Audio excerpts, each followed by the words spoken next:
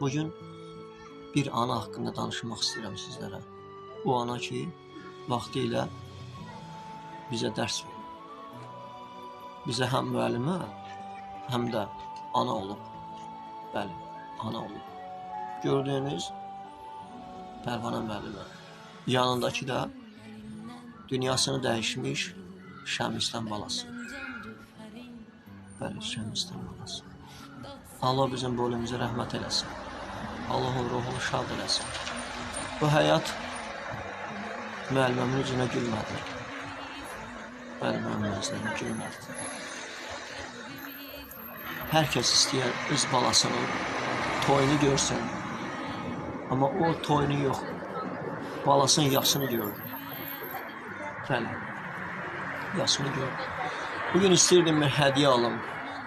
Bugün müəllimələr günüdür, müəllimlər günüdür. Hədiyyə alım, göndərim. Fikirləşdim mən hansı hədiyyəni alıb göndərim ki, müəlliməm görsün, şad olsun, sevinsin. Tapmadım, elə bir hədiyyə mən tapmadım müəllimlərim. Qarşıma çıxmadı elə bir hədiyyə. Ağlıma gəlmədi elə bir hədiyyə alım ki, müəlliməmin qəlbi sevinsin. Onun böyük hədiyyəsi onun balası idi. Allah onu hədiyyə eləmişdi. Və geridə aldı.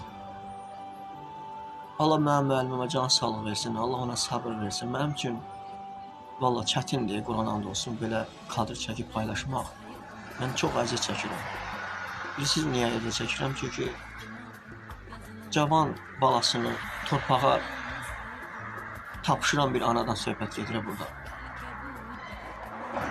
Gör Azərbaycanda nə qədər elə analarımız var, nə qədər gözü yaşlı xanımlar qaldı, analar qaldı, bacılar qaldı bu dünyada. Sağlam həyat yaşatmır və yaşatmır.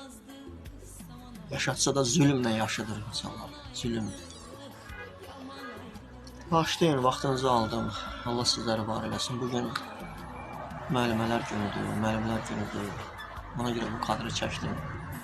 Çünki Pərvanə müəllim də mənim müəlliməm olub. Allah ona dəyməsin, Allah ona can sağlığı versin.